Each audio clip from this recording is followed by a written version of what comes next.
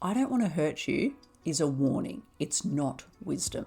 If someone says things along the lines of, I don't want to hurt you, or I don't think I can give you what you need, and you haven't even asked for anything or had the discussion with them about your wants and needs, they are not protecting you.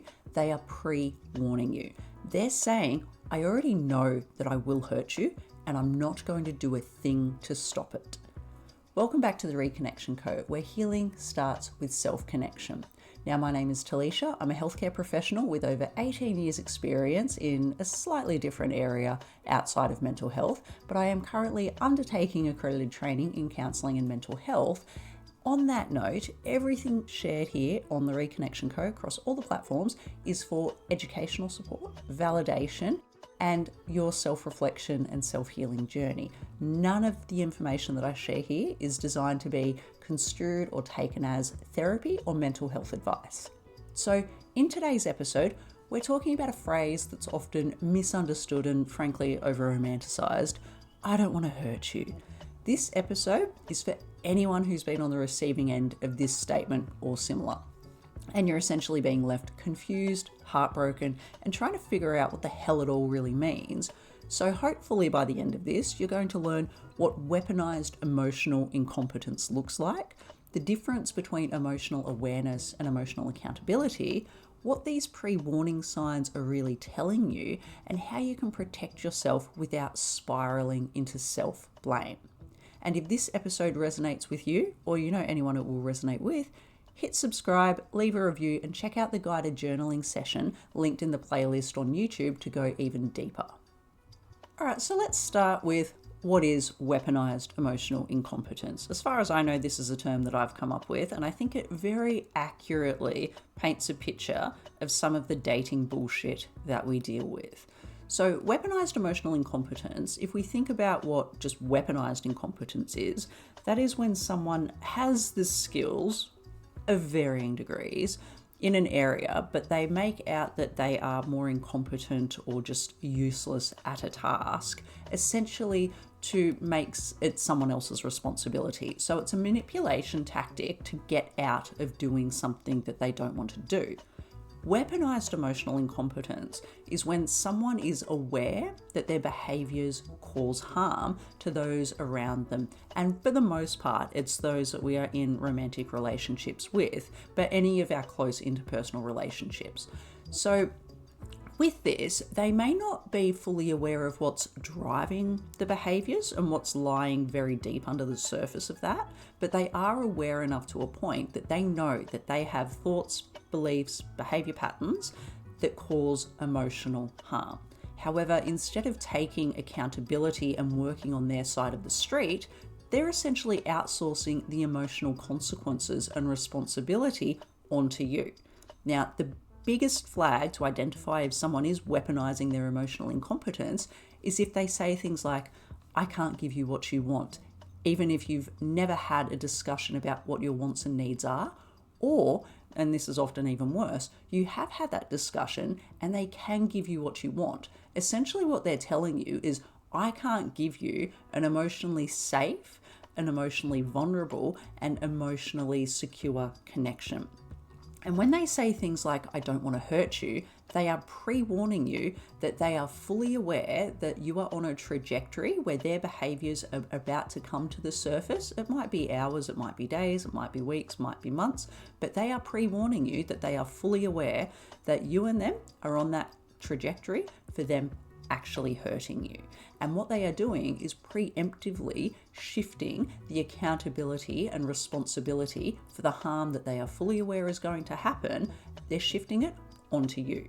So when they say you deserve better, you 100% do. So when they say these things, I can't give you what you want, I don't want to hurt you, you deserve better, yeah, on the surface it sounds like emotional maturity, but it's not.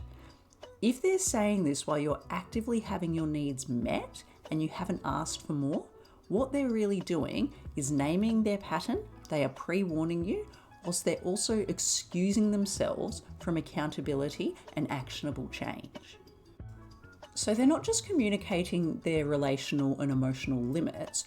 What they're saying is, this relationship, i.e. me, will eventually hurt you. And I already am fully aware of this.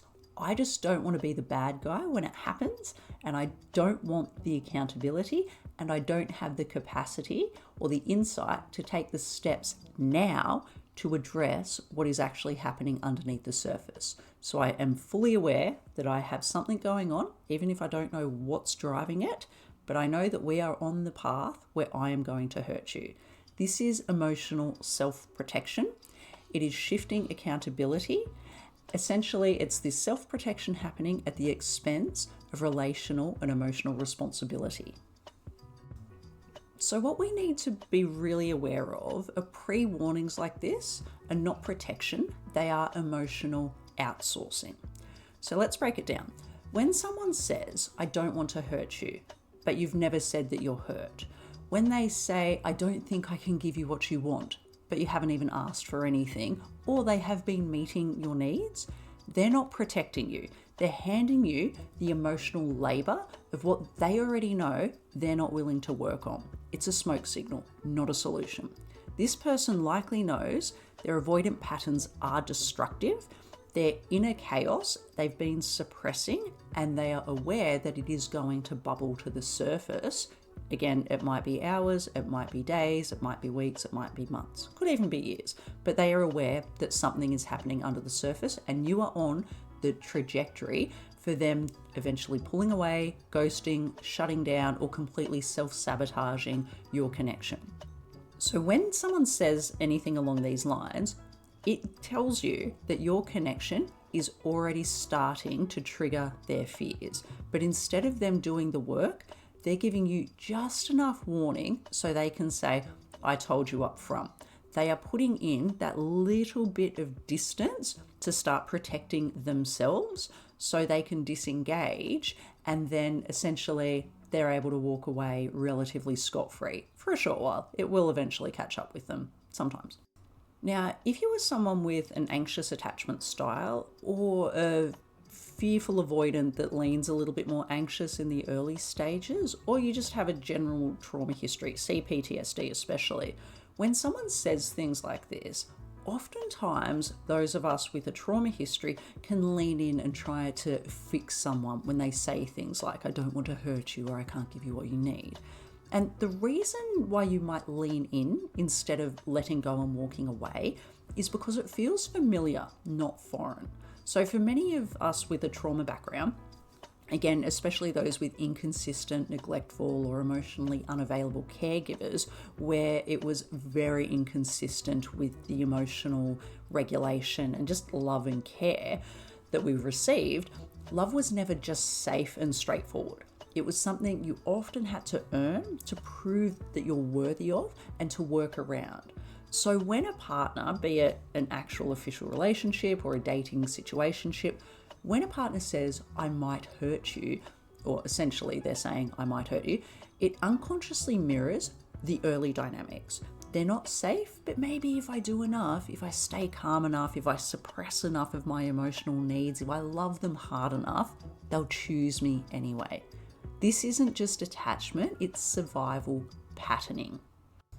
So what happens is this desire to fix the hot and cold, the push-pull, because we've been triggered from something that's been essentially built into our emotional or relational blueprint, the fixing or desire to fix essentially becomes a form of control, because trauma often makes the world feel unpredictable. So in response, many people with anxious or complex trauma histories often develop hypervigilance and people-pleasing to manage that unpredictability. So fixing becomes a way to feel in control of the situation where you're actually powerless. So when someone warns you that they might hurt you, instead of walking away, your nervous system will often say things like, no, I can prevent that hurt if I try hard enough. I just need to figure out the right emotional key. So you're essentially trying to prove yourself worthy of this person, and we take on that fixer role where if I love them hard enough, if I create a soft enough landing pad for them emotionally, then they'll stay. So it feels safer to blame yourself. Maybe I just need to love better than to face the chaos of abandonment. Which short term, yes, that may be true. Long term, when it eventually implodes and you are just left in the complete rubble of emotional destruction that happens oftentimes when it's more often than not a dismissive or a very disorganized, fearful avoidant, rip cords out of the relationship abruptly, and you're just left in the apocalyptic emotional void that the sudden rupture of the relationship has left you with. Now, I do want to acknowledge that unless you have walked this path before, or you've had some close friends do this, or you are just a unicorn of emotional enlightenment, it is very, very easy to confuse this pseudo-emotional honesty and emotional intimacy of someone saying, I don't want to hurt you, or I don't think I can give you what you need. It comes off like they're being very vulnerable, like this deep layer of vulnerability they're sharing with you.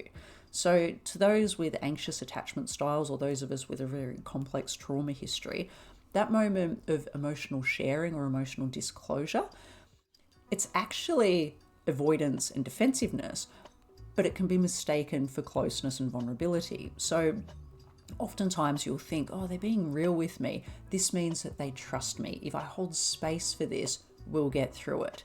100% I've had that thought pattern with my last trauma bond. I despise calling it a relationship because it very much was a trauma bond. But anyway, but naming a pattern is not the same as doing the work to change the pattern. And anxious attachers especially, and again, those with a complex trauma history, often struggle to recognize the gap. And I must say, I will again put my hand up, I have struggled to recognize that gap. And this is often because those with a trauma-based relational blueprint often carry a deep, often unconscious belief that something along the lines of, if someone does choose me, despite their fears, it means that I'm worthy. I was good enough for them to stay. I was good enough to heal them. So when someone tells you I'm not ready or anything along those lines, it activates the drive to become the person they would be ready for. You try to outlove their wounds essentially, because if they eventually stay, it validates you. It gives you that sense of worth. But that's not love, that's emotional enmeshment disguised as care. And this is where people, whether through family dynamics, cultural messaging, or early trauma, many people are and were conditioned to normalize pain in love. So people are very often taught that love is patient, even when it's painful. Loyalty means staying, even when you're diminishing and shrinking yourself. Being good means enduring, frankly, shit behavior. So when someone waves a red flag and calls it transparency and vulnerability, you'll often interpret it as a challenge and a calling to heal this person, not recognize it, that it is a boundary that you should uphold and not allow to be crossed, which, yes, I 100% recognize that boundaries are very difficult to build. Baby boundaries is a good place to start. And this is where the concept of growing pains versus shrinking pains comes into play. So that topic I explored a lot more in depth in episode 9 of the Reconnection Co podcast. So if you do want to flesh out that a little bit more in depth, I would strongly recommend going back and listening to that episode. But it's important for us to understand why statements like this are not fair or kind. This kind of self-disclosure without change, it's not brave, it is cowardly.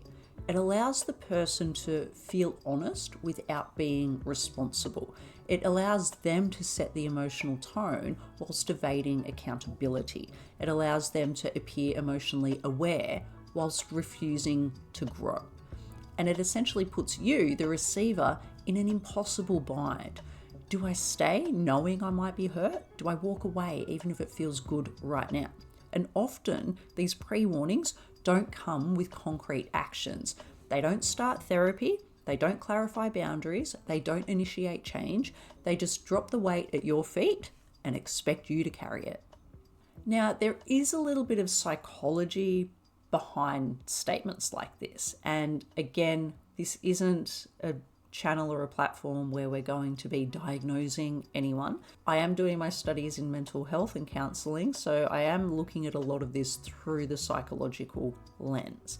And we do have relational blueprints that contribute to this. So just remember, not diagnosing anyone, none of this is mental health advice, but we are looking at this through a psychological lens. So the behavior is often driven by a number of factors. Avoidant attachment, intimacy activating fear and essentially leading to emotional shutdown. I have been a fearful avoidant. I have dated fearful avoidance. It's a real thing. It happens. Other elements like low emotional tolerance. Essentially, someone struggles to hold the emotional tension, so they dump it on your lap. Learned helplessness. Oftentimes, these people believe that their patterns are unchangeable. So they're aware that something is going on, but they don't know how to fix it. So yes, that might be true, but it also isn't your responsibility. We are all adults. Well, I'm assuming everyone listening to this are adults. We are all adults and we are all responsible for our side of the street. So if you are aware that you have a relational pattern that you engage in that hurts other people, even if you don't know what is causing it, it is your responsibility to identify that. Oftentimes this means going to therapy and working on it so you don't dump your emotional shit onto other people. Another thing that very much is at play is oftentimes there's a little bit of cognitive dissonance that people experience. So those, especially with fearful avoidant attachment styles, they'll often feel close to you, but they fear being dependent on you, or they fear being hurt by you. So you are also the thing that they want and that they love, but you're also the thing that terrifies them. So when someone is saying statements like, I don't want to hurt you, or I don't think I can give you what you want, this isn't the same as them completely lacking awareness. Many of these people know exactly what they're doing, even if they don't know why they're doing it. But again, we are all responsible for how we show up in relationships. So if you are aware that you are doing something, it is your responsibility to seek out help so you can actually repair that, so you don't dump your emotional baggage onto other people and make it their responsibility. Because essentially it boils down to, just because you know your impact, it doesn't equal changing your behavior. That is the next step that needs to happen. And if you are dating someone who is aware of their behaviors, of the impacts, but they're not doing anything to change their behavior, that is when these statements are essentially pre-warning you that you are on that path. And what happens when you accept this kind of warning, and trust me, I've been that person, what happens when you accept this kind of warning and you choose to stay? Essentially, you become the one who tries harder. You are essentially doing the emotional heavy lifting for two. You basically rationalize every red flag. They warned me, right? You self-abandon slowly because they gave you the illusion of choice. And this dynamic very often leads to push-pull cycles, walking on eggshells, unclear boundaries, and emotional breadcrumbs passed off as depth. Now, a really good example of where this happens, and it's that frog in boiling water scenario, is there is another podcast that I highly recommend, and it's called Ken Reads, who I will actually link it in the description below. And episode 87, this was a dumpster fire. That is a very good episode to listen to because it shows exactly how this shit plays out. And oh my God, it was a 100% dumpster fire. So if you want to actually see how all of the things I'm talking about today, how that often will play out over the course of a relationship, episode 87, the Ken Reads podcast, this was a dumpster fire. That's the actual name of the episode. And it really clearly illustrates some of the concepts that we're talking about. Growing pains and shrinking pains, weaponized emotional incompetence. So it's a very insightful episode, I feel. And it just paints a very clear picture of how, when you ignore the red flags early, how it will play out throughout the course of a relationship, and essentially oftentimes leads to the complete erosion of someone's self-esteem and self-worth. So what does true emotional accountability look like? When we have someone who is aware that they have a relational blueprint and behaviors that have or are leading to them hurting people that they're in dating relationships with. Accountability, and I must say I'm talking at this from my experience of working through, I'd be up to almost 20 years of therapy to work from being a highly disorganized, fearful avoidant to leaning quite secure these days. But I'll tell you, it takes a lot of work.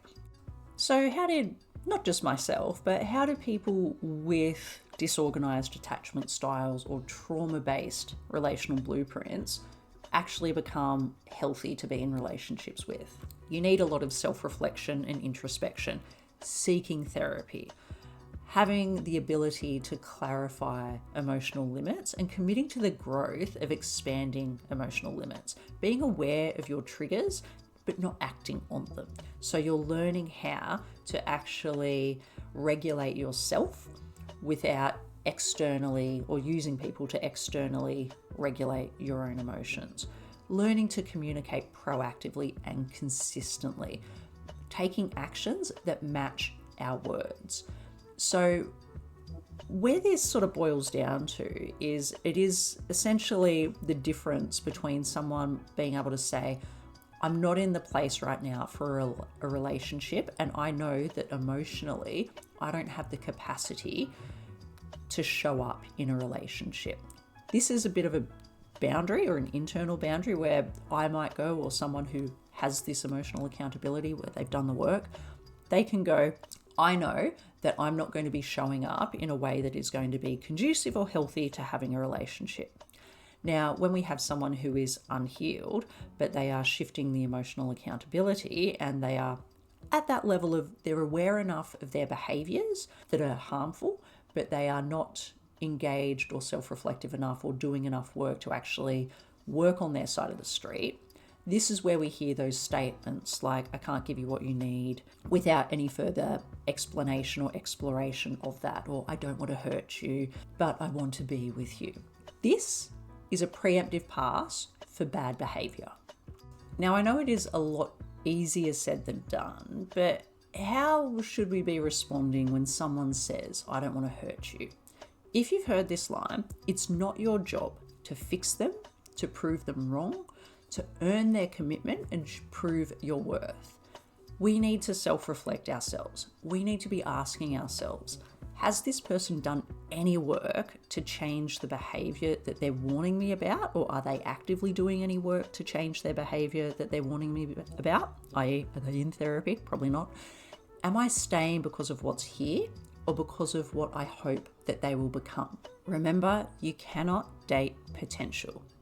Well, to be honest, you can date potential, but this is where you need to self-reflect. Do you want a partner or do you want a project? If you need another reminder, listen to episode 9, Growing Pains versus Shrinking Pains.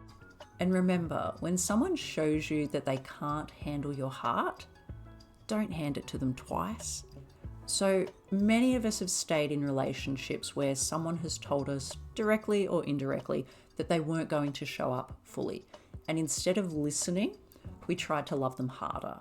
But awareness without action is not growth. Fear without responsibility is not a get out of jail free card.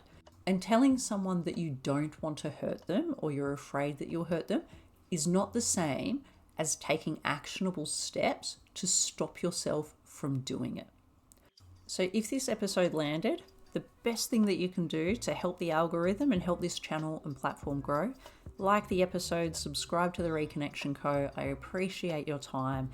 You are seen, you are worthy, you are valid in everything that you are experiencing. And if you're ready to explore this a little bit more in depth, head to the guided journaling playlist that we have over on YouTube, as I do have a session that will hopefully help you rebuild some emotional clarity and self-trust. And remember, you deserve safety, you deserve truth, you deserve accountability. Take care, and I'll see you in the next episode.